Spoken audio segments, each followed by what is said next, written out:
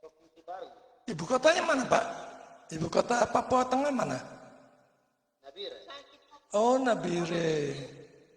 Iya. Oh, jangan-jangan Pak Yonas di gubernurnya, bupatinya, Bupati Nabire. Tanahnya karena kita dari Sorong juga. Oh, Ibu dari Sorong juga?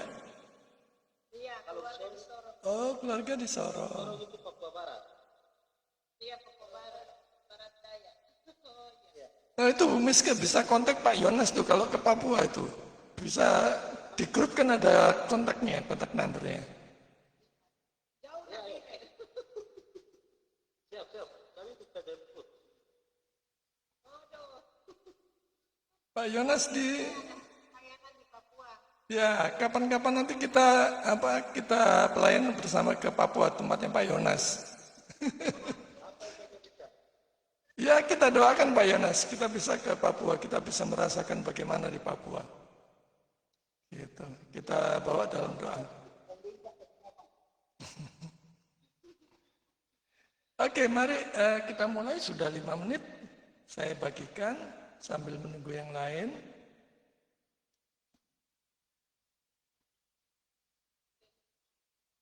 Ya, mohon di-mute-kan dulu, dimatikan mic-nya.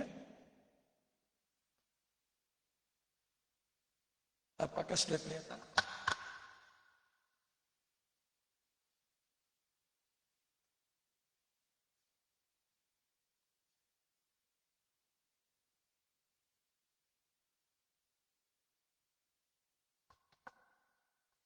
Baik, kita masuk ke sesi keempat. Kita akan membahas etika Kristen dan filsafat moral. Kita lihat dulu di etika Kristen. Etika Kristen itu sistem nilai dan prinsip yang digunakan oleh orang Kristen untuk menentukan apa yang benar dan apa yang salah. Etika Kristen berdasarkan pada ajaran-ajaran Alkitab atau firman Tuhan dan berfokus pada kasih, keadilan, kebenaran, dan pengampunan. Jadi ini prinsip yang bisa kita pegang di dalam praktek kehidupan sehari-hari dan pelayanan ya. Kasih, keadilan, kebenaran, pengampunan. Satu lagi kalau di dalam pelayanan, berkorban ya. Berkorban gitu. Etika Kristen itu menyakup beberapa aspek seperti kasih. Kasih artinya mengasihi Allah dan sesama, baik Allah dan sesama manusia kita. Keadilan itu artinya kita berlaku adil dan setara, tidak pandang bulu, tidak pandang muka. Salah tetap salah, benar tetap benar. Kemudian ada aspek kebenaran. Jadi berbicara jujur dan memiliki integritas. Terutama kebenaran yang bersumber dari firman Tuhan-nya. Itu kita junjung tinggi. Pengampunan artinya kita mengampuni dan menerima orang lain. Sebagaimana Tuhan sudah mengampuni dosa-dosa kita, maka kita dimampukan untuk mengampuni dan menerima orang lain. Yang kedua adalah filsafat moral. Ada yang bergabung, permisi.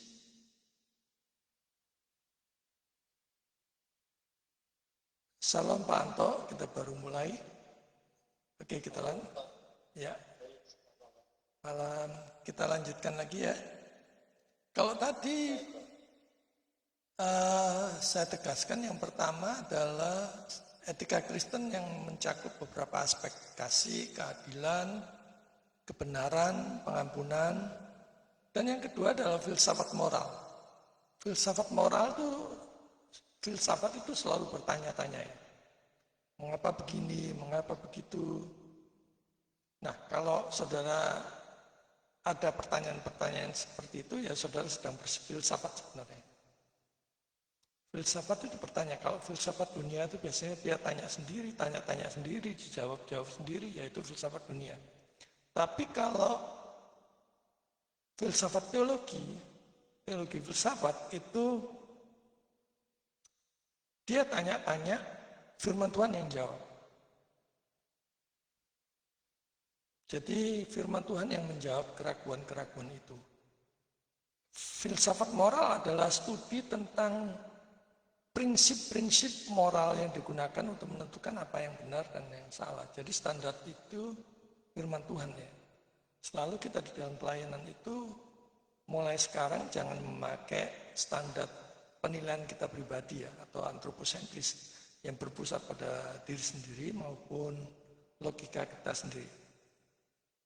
Logika pikiran kita itu terbatas. Maka logika kita yang terbatas itu harus tunduk pada yang tak terbatas, yaitu firman Tuhan. Maksud dan kehendak Tuhan yang sudah dinyatakan di dalam firman Tuhan. Filsafat moral itu mencakup beberapa aspek ya, seperti teori moral misalnya. Studi tentang prinsip-prinsip moral yang digunakan untuk menentukan apa yang benar dan apa yang salah. Kemudian ada etika. Studi tentang sistem nilai dan prinsip yang digunakan untuk menentukan apa yang benar dan yang salah. Kalau tadi teori moral, prinsip-prinsip moralnya, kalau etika sistem nilai, ada nilainya. Ada juga meta-etika. Meta-etika itu studi tentang sifat dan dasar moralitas. Sekarang mari kita lihat filsafat moral juga mencakup beberapa aliran seperti ini sekedar supaya kita tahu ya, kalau kita belajar filsafat itu memang banyak istilah-istilah, paling tidak kita tahu. Nanti kalau kita tidak tahu, dipermainkan sama yang tahu filsafat sudah seperti Rocky Gerung gitu ya, dia sengaja pakai kata-kata, diskusi, istilah-istilah, terminologi yang tidak diketahui banyak orang dan hanya dia sendiri yang tahu. Sehingga dia dianggap pintar, cerdas gitu ya. Nah, karena itu mari kita belajar ya, istilah-istilahnya. Beberapa alirannya ya, seperti deontologi. Deontologi itu teori moral yang berfokus pada kewajiban dan perintah. Deontologi, jadi kewajiban dan perintah. Kemudian ada teleologi. Teleologi itu teori moral yang berfokus pada tujuan dan akhir. Nah, selalu ada tujuannya apa, akhirnya nanti kemana. Nah, itu sudah berteleologi kita, berteleologi. Kemudian ada virtue ethics. Virtue ethics itu teori moral yang berfokus pada karakter dan sifat-sifat moral. Nah, sebentar ya, ada tamu.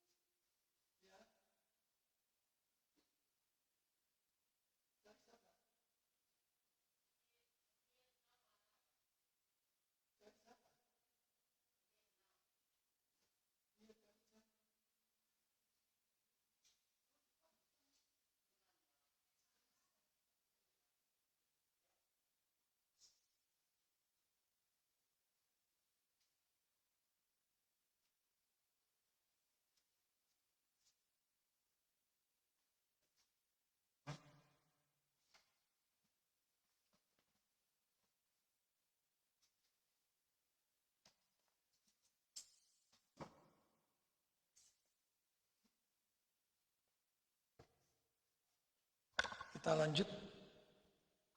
Ternyata Shopee. Sebentar.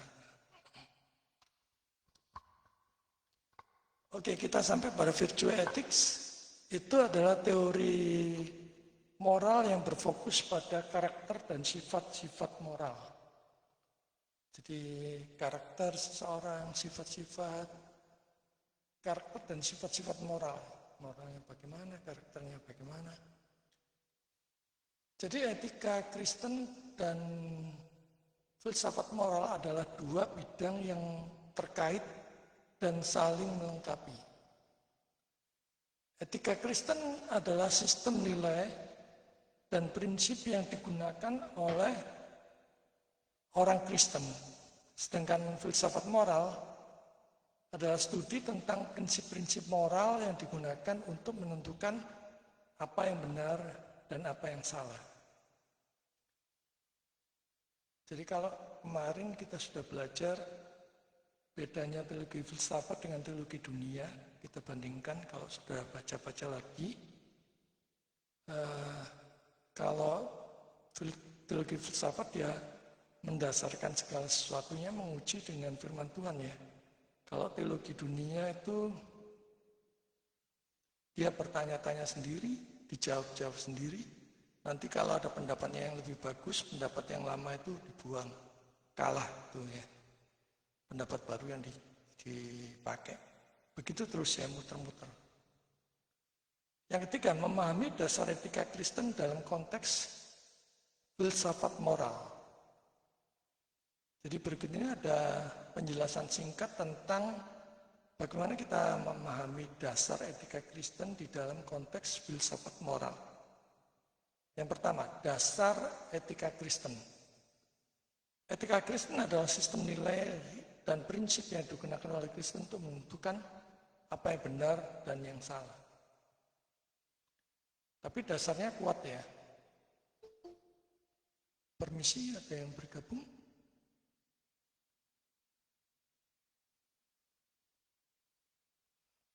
Selamat malam Pak Max. Ya, terima kasih. Kita lanjut. Alkitab atau firman Tuhan mengenal sumber etika Kristen. Jadi etika Kristen berdasarkan pada Alkitab dan ajaran-ajaran Yesus. Alkitab adalah sumber utama dari etika Kristen. Berbeda dengan etika dunia ya. Setiap negara, setiap daerah berbeda-beda ya etikanya ya. Mungkin di tempat kita yang dianggap sopan, tapi belum tentu di tempat lain dianggap sopan. Jadi berbeda-beda ya. Alkitab mengajarkan tentang iman, pengharapan, kasih, keadilan, dan kebenaran. Tidak ada sumber etika yang lebih tinggi atau lebih agung dari Alkitab, dari firman Tuhan. Karena firman Tuhan itu kebenaran yang absolut ya, yang mutlak. Yang bisa kita jadikan standar kebenaran. Dan tidak perlu kita ragukan lagi kebenarannya. Justru kita meragukan etika dunia ya.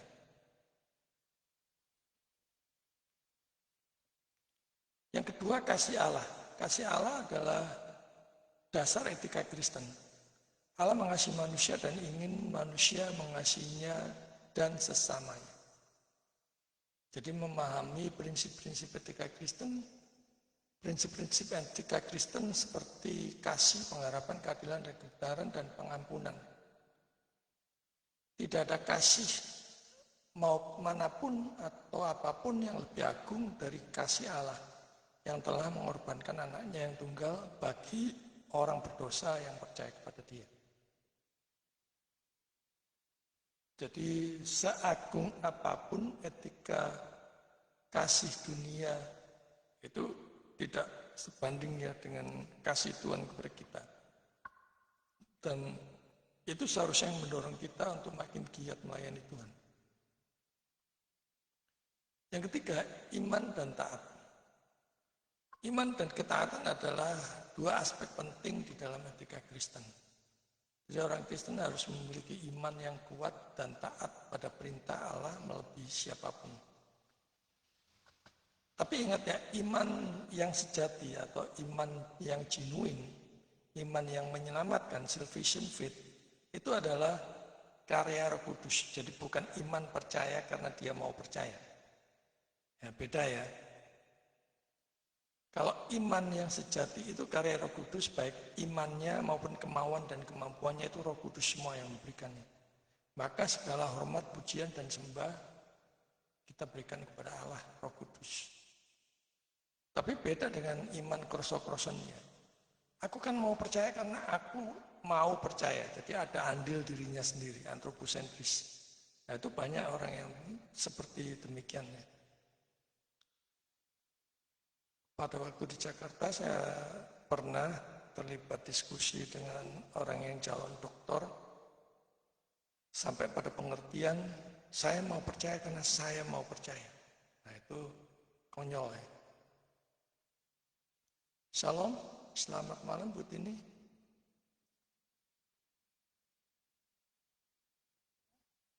Bu Christine ya, oke. Kita lanjut. Iman dan taat adalah dua aspek penting ya. Jadi kalau kita bisa percaya, itu karya kudus ya, iman yang sejati itu. Ada Roh Kudus dalam diri orang percaya, ada buah roh. Termasuk ketaatan, termasuk kasih, buah roh dan sebagainya. Jadi itu 100% dari Roh Kudus ya. Termasuk juga yakin pasti selamat. Karena itu dijamin oleh Tuhan sendiri. Kalau saudara tidak yakin saudara selamat di dalam Yesus, ya berarti iman saudara palsu. Iman krosok-kroson ya, kalau orang Jawa itu, perasaan sendiri. Nah kalau saudara tidak yakin, saya sarankan malam hari ini, berdoa minta Roh Kudus untuk menganugerahkan iman yang sejati, iman yang genuine, iman yang menyelamatkan, salvation faith pada saudara. Yaitu percaya kepada Yesus sebagai Tuhan dan Juru Selamat pribadi saudara satu-satunya. Itu iman yang menyelamatkan. Banyak orang yang ditanya, kamu percaya Yesus? Percaya. Percaya apa tentang Yesus? Tidak tahu, pokoknya percaya. Nah itu bukan iman. Iman dari Roh Kudus itu pasti mengarahkan dia untuk tahu apa yang dia percaya. Dan meyakinkan kepada dia untuk ikut melayani Tuhan sampai akhir. Termasuk juga percaya bahwa Tuhan akan menjaga imannya, dia yang memulai sampai mengakhirinya. Sampai akhir di dunia ini, sampai kemah kita di dunia ini dibongkar. Iman dan ketaatan itu lebih pada siapapun dan apapun. Karena dia adalah sumber hidup, terutama yang berkuasa atas kekekalan. Sekarang kita masuk menganalisa konteks filsafat moral. Filsafat moral itu membantu memahami prinsip-prinsip moral yang digunakan untuk menentukan apa yang benar dan yang salah. Jadi minggu kemarin kan kita sudah belajar perbedaannya antara filsafat dunia dengan teologi filsafat yang mendasarkan kepercayaannya pada firman Tuhan. Jadi filsafat itu bertanya-tanya sendiri, dijawab-jawab sendiri. Tapi kalau teologi filsafat itu saudara bertanya, saudara cari firman Tuhan untuk memenuhi rasa penasaran saudara. Jadi tidak ada standar moral yang lebih tinggi dan lebih agung dari standar moral yang ada di dalam firman Tuhan. Banyak hukum moral di belahan dunia ini yang mengambil standar moral dari Alkitab, dari firman Tuhan. Sekalipun negaranya banyak yang tidak mempercayai juru selamat. Yang ketiga, yang C, konteks filsafat moral. Filsafat moral itu studi tentang prinsip-prinsip moral yang digunakan untuk menentukan apa yang benar dan yang salah.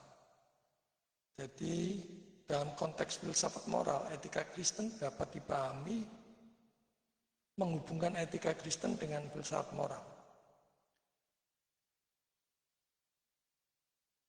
Yang pertama tadi sudah ya, deontologi. Deontologi itu etika Kristen dapat dipahami sebagai deontologi, yaitu teori moral yang berfokus pada kewajiban dan perintah. Kalau membahas terus kewajiban, perintah, itu deontologi. Dalam deontologi, etika Kristen menekankan pentingnya mematuhi perintah-perintah Allah dan melakukan kewajiban-kewajiban moral. Nah, PL kan gitu ya, banyak ya. Perintah-perintah Allah di dalam hukum Taurat dan kewajiban-kewajiban moralnya apa. Jangan membunuh, jangan berzina, jangan mengingini sesamamu. Itu ada ya. Kemudian ada teleologi. Etika Kristen juga dapat dipahami sebagai teleologi, yaitu teori moral yang berfokus pada tujuan dan akhir. Kalau saudara sering bertanya, tujuannya apa, akhirnya apa nanti? Nah itu seharusnya masuk ke dalam teleologi. Dalam teleologi, etika Kristen menekankan pentingnya mencapai tujuan-tujuan moral yang telah ditetapkan oleh Allah. Nanti akhirnya itu kita kemana sih kalau kita sudah mencapai tujuan moral yang tertinggi, yang terbaik misalnya. Tujuannya apa? Nah, saudara bertanya itu sudah berfilsafat. Kalau saudara sudah tanya-tanya seperti itu, sudah akan berusaha mencari tahu, mencari jawabannya, itu saudara sedang berfilsafat. Nah, itu bisa kita temukan jawaban-jawabannya di dalam firman Tuhan. Tapi beda dengan filsafat dunia ya. Tadi saya jelaskan, kalau filsafat dunia itu tanya-tanya sendiri, jawab-jawab sendiri. Nanti pandangan yang lebih bagus akan menggeser pandangan yang kurang bagus. Dan itu dianggap sebagai yang terbaik, yang dipegang bersama. Terus lagi nanti kalau ada yang terbagus, begitu lagi, menggantikan yang lama lagi, begitu terus. Kemudian ada virtue ethics. Etika Kristen juga dapat dipahami sebagai virtue ethics, yaitu teori moral yang berfokus pada karakter dan sifat-sifat moral. Jadi dalam virtue ethics, etika Kristen menekankan pentingnya mengembangkan karakter yang baik dan melakukan tindakan-tindakan yang sesuai dengan sifat-sifat moral yang baik. Teori moral yang lengkap. Etika Kristen dapat dipahami sebagai teori moral yang lengkap. Ya, karena kebenarannya berdasarkan kebenaran absolut ya dari Tuhan. Ya. Sedangkan logika kita, pikiran kita itu kan terbatas ya. Tapi kalau firman Tuhan itu kan dari pemikiran Allah sendiri yang tak terbatas. Maka pikiran logika kita yang terbatas ini harus tunduk pada yang tak terbatas. Tunduk pada firman Tuhan. Nah, orang-orang penyesat-penyesat itu ya, yang murtad-murtad itu, kemudian cari-cari kesalahan itu awalnya ya gitu. Dia cari-cari yang sebatas masuk logikanya dia. Sebenarnya yang disembah itu adalah yang sebatas yang dia masuk dalam logikanya. Nah, kekristenan tidak mempercayai itu. Kekristenan mempercayai Allah yang tak terbatas. Jadi sama seperti Tritunggal itu. Tritunggal itu nggak masuk akal. Bukan nggak masuk akal, tapi melampaui akal. Karena akalmu terbatas. Kamu tidak mau menundukkan diri kepada yang tak terbatas pada firman Tuhan, ya akhirnya kamu sesat. Etika Kristen dipahami sebagai teori moral yang lengkap, yang mencakup aspek-aspek deontologi, teologi, teleologi, virtue ethics tadi ya. Nah, ini sekedar supaya kita tahu saja, kalau belajar filsafat memang kita belajar banyak terminologi ya, belajar istilah-istilah ya. Dalam teori moral yang lengkap ini, etika Kristen menekankan pentingnya mematuhi perintah-perintah Allah, mencapai tujuan-tujuan moral, dan ini yang penting ya, mengembangkan karakter yang baik, selaras dengan firman Tuhan. Ya, kalau kita mengikuti teladan Kristus ya karakternya terlalu tinggi.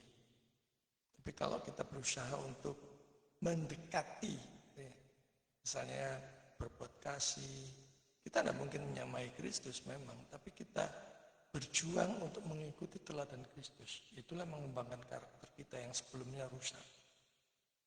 Ingat ya, orang di luar Kristus itu sebelum dilahirbarukan itu mati rohani. Mati rohani itu bisu, buta, tuli. Jadi butuh Roh Kudus dan melalui pemberitaan firman-Nya supaya dia dilahirbarukan. Karena itu pelayanan apapun yang saudara lakukan itu harus ada pemberitaan firman Tuhan. Karena firman Tuhan berkuasa. Mempunyai kuasa untuk mengubahkan karakter seseorang. Menghidupkan bahkan. Dari yang karakter lama, mati rohani menjadi hidup. Mati rohani itu bisu, buta, tuli terhadap kebenaran. Tapi kalau sudah dilahirbarukan, sudah mulai tanya-tanya kebenaran Tuhan, rindu untuk belajar firman Tuhan, makin sukacita mendapatkan kebenaran firman Tuhan. Nah itu sudah mulai dilahirbarukan, mulai digerakkan oleh Roh Kudus. Yang keempat, prinsip-prinsip etika Kristen. Beberapa prinsip etika Kristen yang penting itu adalah kasih.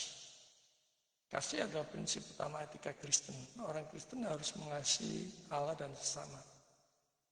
Kasih Allah itu yang paling besar ya. Dibuktikan dengan pengorbanannya di kayu salib. Jadi saudara,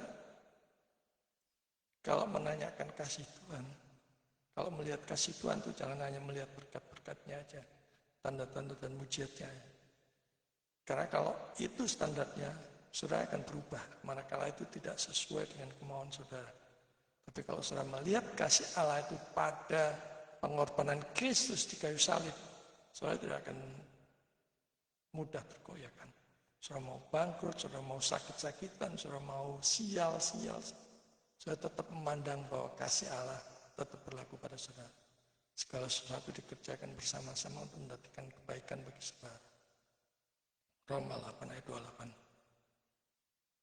Kasih tak agung adalah saat Yesus mati di kayu salib. Nah ini yang harus kita beritakan, terutama momen Natal ini. Jangan beritakan yang lain-lain, hanya hura-huranya aja, hanya makan-makannya aja. Beritakan yang bernilai kekal, bahwa mereka orang berdosa yang butuh juru selamat. Bahwa Yesus mati di kayu salib untuk menggantikan orang berdosa yang percaya kepadanya, yang seharusnya menerima hukuman akibat dosa. Ingat, Allah itu maha adil. Kalau maha adil berarti satu dosa harus dihukum. Dan upah dosa adalah maut. Keadilan. Keadilan adalah prinsip etika Kristen yang berfokus pada keadilan dan kesetaraan. Jadi kedua prinsip ini yang dijunjung tinggi oleh setiap orang percaya, yang merefleksikan keadilan Allah. Jadi kalau kita bisa berbuat adil pada sesama, keluarga kita, jemaat, ya itu bukan karena kemampuan kita.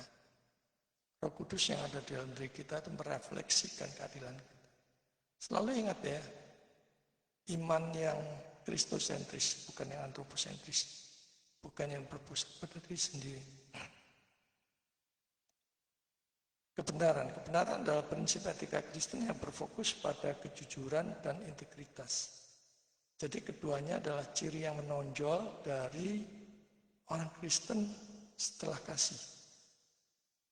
Kemudian yang keempat, pengampunan. Pengampunan adalah prinsip etika Kristen yang berfokus pada pengampunan dan penerimaan. Tuhan itu mengampuni dan menerima kita apa adanya. Bukan karena kita layak. Dia menerima kita apa adanya. Bahkan sejak kita berdosa. Dia menerima kita, mengampuni kita, maka kita harus bisa juga mengampuni dan menerima kekurangan orang lain. Jadi kalau saudara menyadari kebenaran ini ya, sekarang saudara tidak lagi mudah untuk gampang menghakimi orang, menilai orang, sebelum saudara tahu persis bagaimana dekatnya saudara dengan dia, apa yang dia alami. Jangan buru-buru menilai. Kita bisa mengampuni karena Tuhan telah mengampuni dan menerima kita apa adanya sebagai orang berdosa. Nah ini yang harus kita beritakan dalam berita Natal. Mengapa Allah menjadi manusia? Ya, supaya kita yang berdosa ini tidak binasa.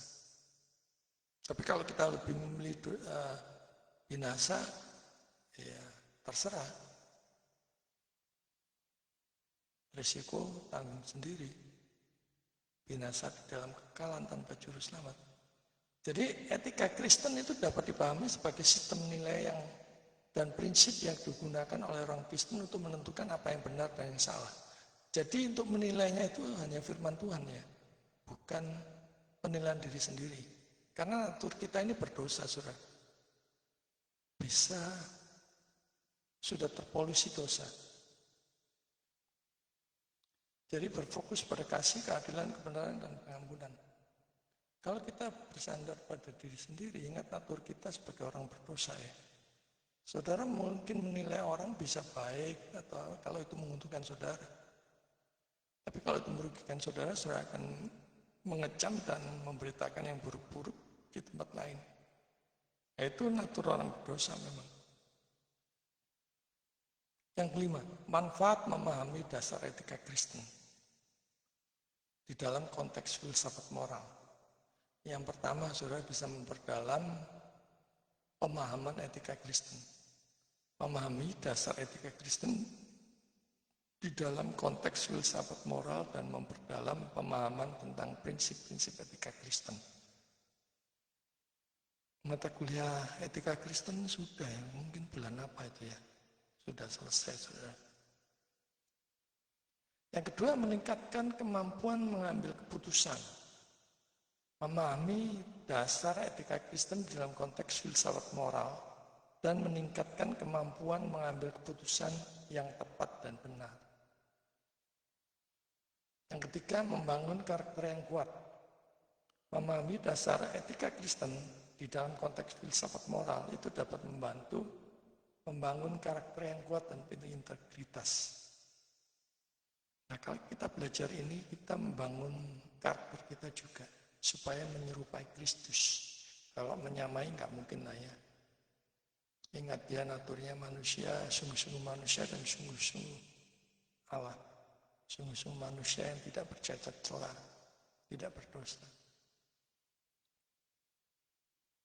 Hubungan antara kehendak Allah dan moralitas sekarang. Kehendak Allah dan moralitas adalah konsep teologis yang sangat penting di dalam pemikiran Kristen. Satu, kehendak Allah sebagai sumber moralitas. Allah adalah sumber tertinggi dari kebenaran dan moralitas. Jadi kalau kita bisa berbuat baik, bisa berbuat salah, apapun itu sumbernya dari Dia, saudara. Jangan pernah mencuri kemuliaan Tuhan. Seperti dalam diskusi saya di Jakarta itu ya, orang yang sudah mau doktor bisa antroposentris. Saya percaya Yesus karena saya mau percaya. Terus saya bilang, karena kamu percaya. Sementara banyak orang yang tidak percaya kepada Yesus, berarti mereka tidak mau. Berarti kamu lebih baik dari mereka. Dia tidak berani jawab, saudara. Oh, bukan begitu. Dia tetap ngotot, saya menekankan. Saya mau percaya. Saya bilang lagi, kalau misalnya Roh Kudus tidak memberikan, menganugerahkan kemampuan dan kemauan saudara untuk percaya kepada Yesus, apakah saudara juga bisa percaya kepada Dia? Dia tidak bisa jawab, saudara. Jadi gelar tinggi apapun tidak menjamin saudara ya. Jadi saudara jangan berkecil hati sekarang kalau mengetahui kebenaran seperti ini. Karena belum tentu orang yang bergelar tinggi juga mempunyai pengertian dibukakan oleh Roh Kudus. Segala sesuatu yang dianggap benar dan baik itu berasal dari karakter Allah yang kudus dan sempurna.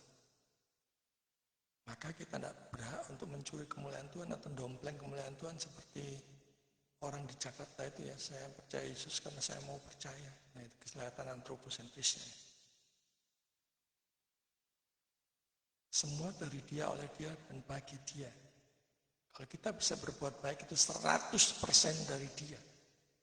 Tapi kalau kita jatuh ke dalam dosa itu 100% pasti salah kita sendiri. Jangan pernah menyalahkan Tuhan dan jangan pernah berkata-kata buruk tentang Tuhan kalau kita jatuh ke dalam dosa. Itu salah kita sendiri. Moralitas manusia didasarkan pada kehendak Allah yang dinyatakan di dalam firman-Nya. Imamat 11 ayat 45, kuduslah kamu sebab aku ini kudus. Jadi ayat ini menunjukkan bahwa standar moralitas manusia adalah kekudusan Allah.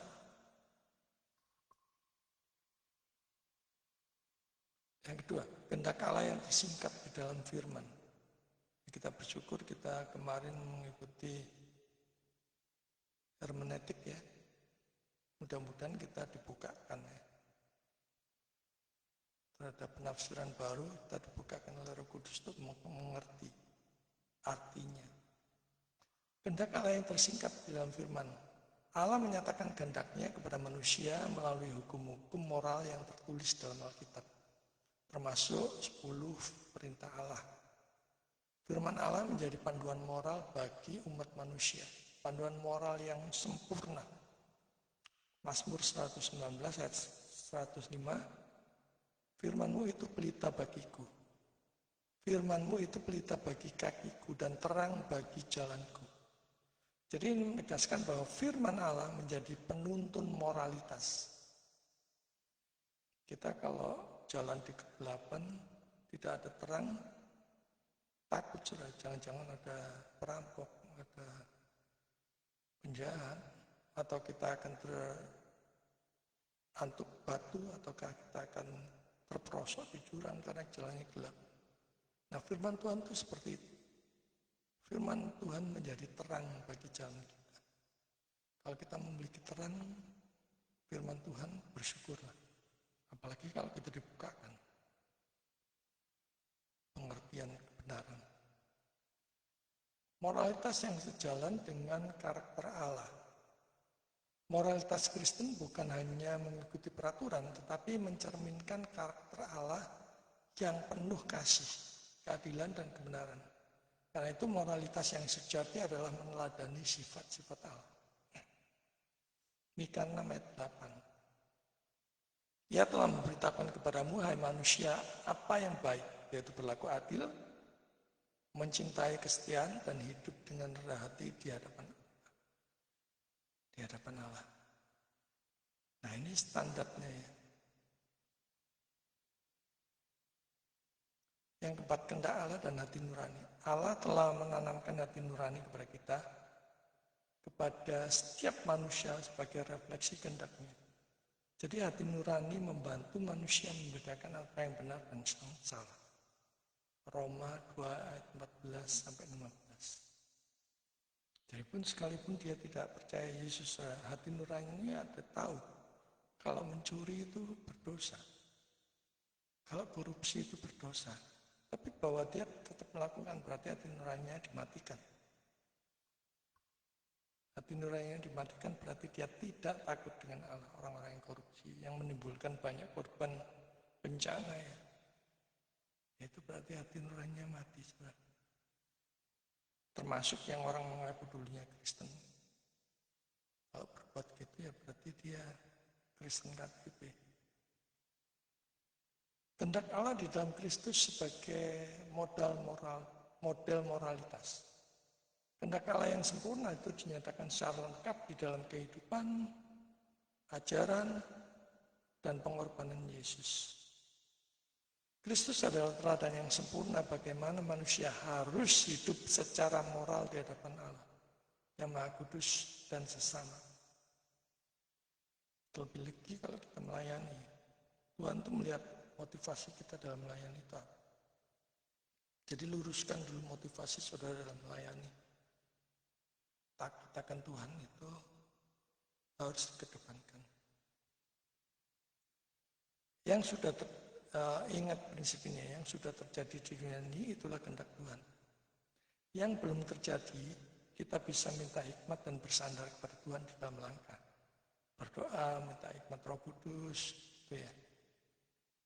Filipi 2 ayat 5-8. Kristus merendahkan dirinya dan taat sampai mati.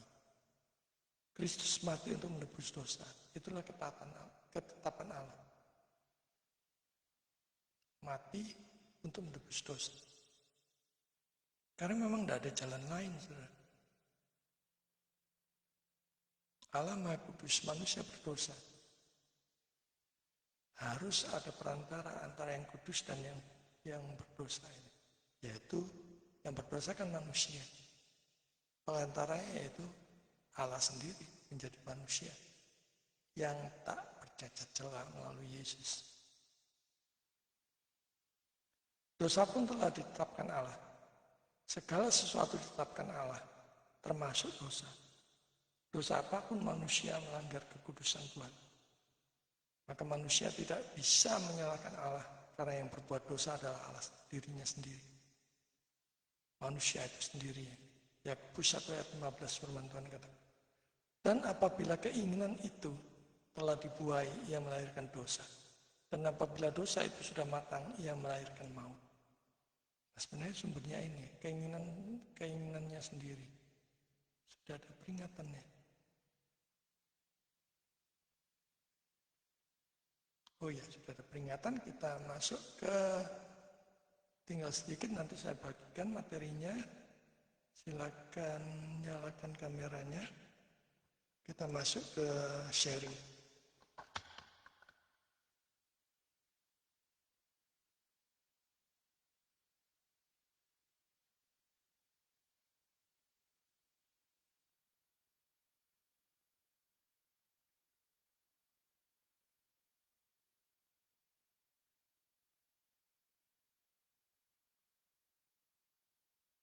Ya, silakan kalau ada yang mau sharing atau bertanya. Shalom.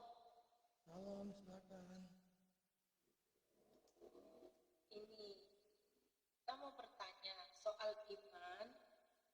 Iman percaya kita. Kalau iman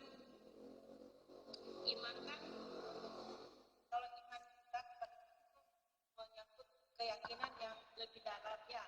Maksudnya iman percaya kepada. Karena saya ingin bertanya begini.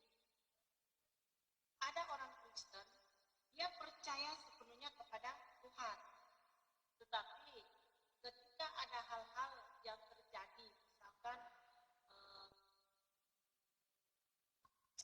Tunggu dulu, saya terpotong. Percaya apa tentang Tuhan?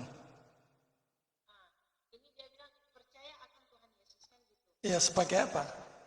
Percaya apa tentang Yesus? Oh, oke. Tuhan sebagai juru selamat. Dia ini memang sudah orang Kristen memang. Tetapi ketika kemarin ada sesuatu yang terjadi di rumah, misalnya kan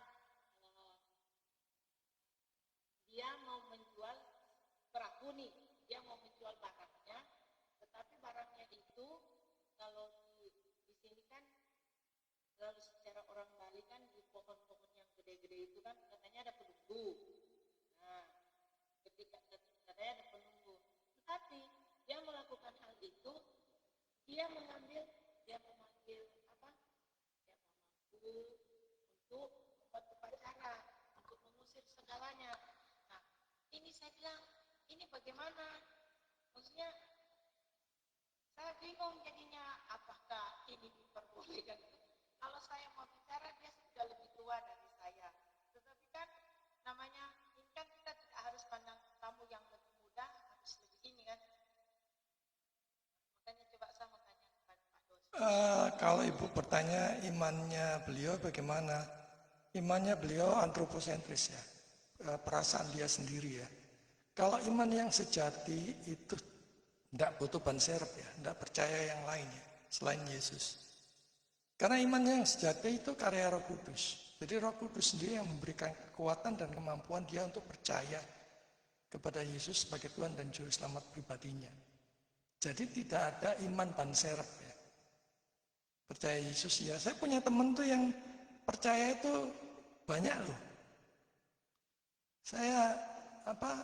Dia percaya itu Hindu dia percaya, Buddha dia percaya, kemudian Konghucu dia percaya, Maria dia percaya, Yesus percaya, Pancasila pun dia percaya. Jadi di rumahnya itu ada tempat sembayangan macam-macam. Itu yang namanya iman ban serep ya. Takut kalau misalnya yang ini salah, dia bisa selamat dengan yang ini. Nah, iman yang dari Roh Kudus, iman yang genuine, iman yang asli, iman yang menyelamatkan itu bukan begitu. Dia akan percaya sungguh-sungguh pada Yesus bagi Tuhan dan Juru Selamat pribadinya. Yang lainnya tidak. Jadi ya jalan terbaik adalah doakan. Jadi supaya tidak menyinggung dia, doakan untuk imannya. Jadi kesannya dia kayak dia apa ya? Tidak sepenuhnya jadi saya bilang ini kayak sepenuhnya percaya. Kalau memang sudah percaya, udah serahkan saja kan begitu. Seperti saya, oke lah. Saya pelayanan dengan teman-teman banyak ya. Saya pelayanan dengan teman-teman. Ini saya bertanya, apakah perlu kita doa kebas ketika pelayanan? Ada kan seperti itu. Doa kebas. Doa Kebas. Kalau setelah pelayanan ada doa kebas. apa itu? Itu dah setelah pelayanan doa kebasnya itu menyebut kayak biar tidak ada kata yang menempel ini itu. Saya kalau pelayanan saya orangnya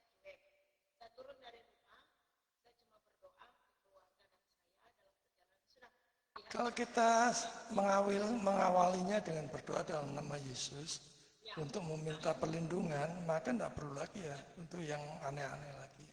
Kita percaya bahwa kuasa Kristus itu melebihi segalanya. Kita termasuk percaya itu, bahwa kuasa Kristus melebihi segalanya. Sudah. Kalau misalnya kita kecelakaan atau misalnya kita terantuk batu atau mengalami kesialan apapun, kita percaya bahwa ya itu memang harus terjadi pada diri kita. Jadi kita tidak menganggap bahwa itu dari kuasa selain atau apa. Iya, nggak perlu.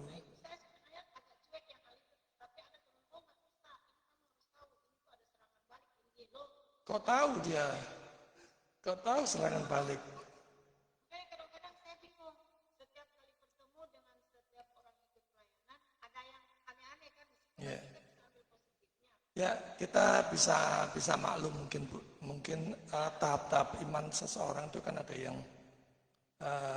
iman yang masih bayi rohani, iman yang masih perasaannya dia sendiri. Nah, kalau kita tahu rekan pelayanan kita seperti itu, cara yang terbaik adalah kita mendoakan secara pribadi supaya dia tidak tersinggung atau apa gitu ya. Sudah kita tahu bahwa itu tidak benar, ya udah kita doakan dia supaya Roh Kudus sendiri yang melawat dia, mengubahkan. Itu. Iya Pak Anto kayaknya mau bicara, silakan Pak. Silakan Pak Anto, sorry, waktunya memang terbatas apa? Silakan. Baik, salam Pak. Salam, silakan Pak. Saya cuma dari masalah hati dan juga Roh Kudus itu, saya cuma ingin bertanya tentang cara membedakan suara Tuhan dengan suara yang bukan dari Tuhan. Karena saya yakin saya pernah mengalami hal-hal yang seperti itu, dan pernah suatu kali menurut pengalaman saya, sewaktu saya masih di rumah pagi-pagi sebelum saya berangkat aktivitas, ada suatu suara yang bilang saya harus datang ke rumahnya si A, dan itu saya abaikan. Nah, tapi pas waktu di aktivitas saya, suara itu semakin jelas, dan membuat saya gelisah. Nah, saya ambil inisiatif, kalau memang ini memang dari suara Tuhan, saya minta tolong untuk Tuhan bisa membukakan supaya saya bisa mengerti apakah itu memang benar-benar suara dari Tuhan. Akhirnya saya dengan keyakinan, habis itu saya ajak teman satu orang, apa Tuhan, untuk kita datang ke tempat si A itu tadi. Nah, lalu saya setelah sampai di tempat itu, ternyata memang betul bahwa di tempat itu ada hal-hal yang memang tidak diinginkan, itu harus saya bantu menyelesaikan. Ya, jadi pertanyaan saya sebenarnya bagaimana caranya untuk membedakan suara Tuhan dengan suara yang lain? Terima kasih Pak. Ya, yang pertama saya perlu mengingatkan bahwa pengalaman, perasaan, bahkan mimpi, tanda-tanda dan mukjizat itu kalau dari diri kita sendiri itu bukan standar kebenarannya. Sekalipun mungkin pengalaman kita hebat ya, karena natur kita berdosa, bisa ditambahi, bisa dilebihkan. Kesaksian juga, perasaan-perasaan kita sebagai natur orang berdosa juga bisa inkonsistensi. Ya, untuk membedakan apakah itu suara Tuhan ataukah suara kita sendiri atau bahkan suara kekuatan yang lain, itu gampang. Apakah itu selaras dengan firman Tuhan? Apakah itu seperti yang firman Tuhan gambarkan? Apakah itu tidak bertentangan, bertabrakan dengan firman Tuhan atau tidak? Nah, itu lakukan, itu pasti dari Tuhan, dari Roh Kudus pasti membimbing kita melalui bisikan atau apa. Tapi kalau misalnya bertentangan, tidak selaras dengan firman Tuhan, ya itu pasti bisikan-bisikan lain dari luar, Pak. Jadi cara yang paling gampang ya mengujinya, apakah ini sesuai dengan firman Tuhan yang aku lakukan. Nah, kalau saudara sudah berdoa dan minta hikmat sungguh-sungguh pada Roh Kudus dan Roh Kudus meyakinkan saudara dan memang itu sesuai selaras dengan firman Tuhan, lakukan. Tapi kalau tidak sesuai, berani untuk menolak. Saya hanya mengenal suara Tuhan melalui firman-Nya, titik itu. Jadi supaya kuasa-kuasa lain tidak masuk. Gitu. Pak Gusti mungkin ada atau Pak Yonas? Terima kasih, Pak. Sama-sama Pak. Silakan Pak Gusti. Atau Pak Yonas boleh, masih ada waktu sedikit kita. Itu saja Pak. Ya, ya. Di mana kita memandang kesucian dirinya Pak. Gimana? Bagaimana etika Kristen itu memandang kesucian dirinya? Natur kita ini orang berdosa ya. Orang berdosa yang diselamatkan, yang dipilih oleh Tuhan.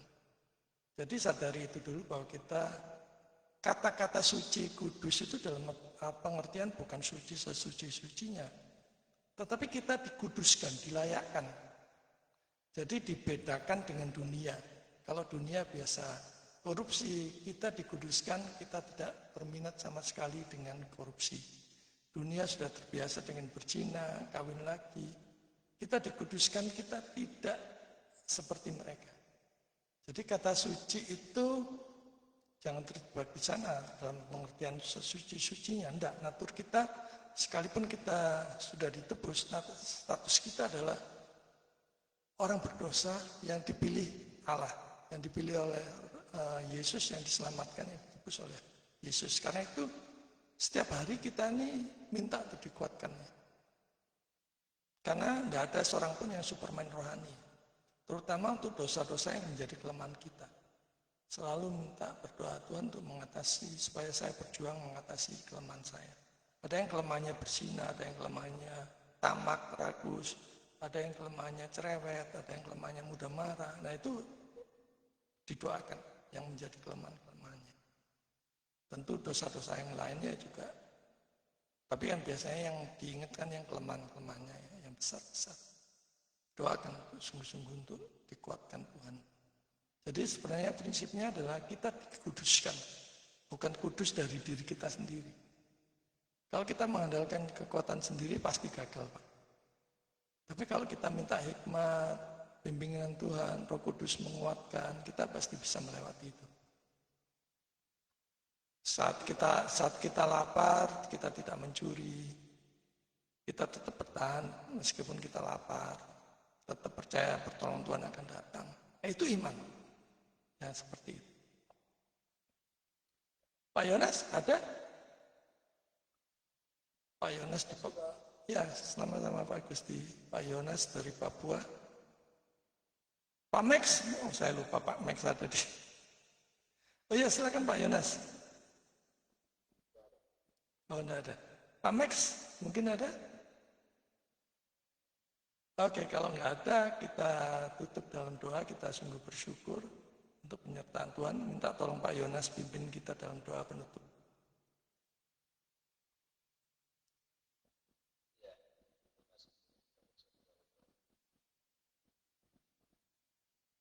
Terima kasih Tuhan, kami bisa hidup dan kami bisa bermanfaat sekali.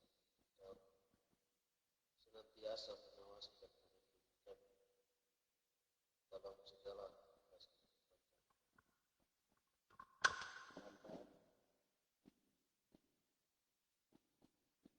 khusus pada malam ini dari awal semuanya kami sudah merasakan keajaiban kasih setia dari Tuhan. Apa yang kami sudah dengar, apa yang kami sudah belajar, dapat meneruskan dengan kami dalam apa saja di proses ini mendapatkan dari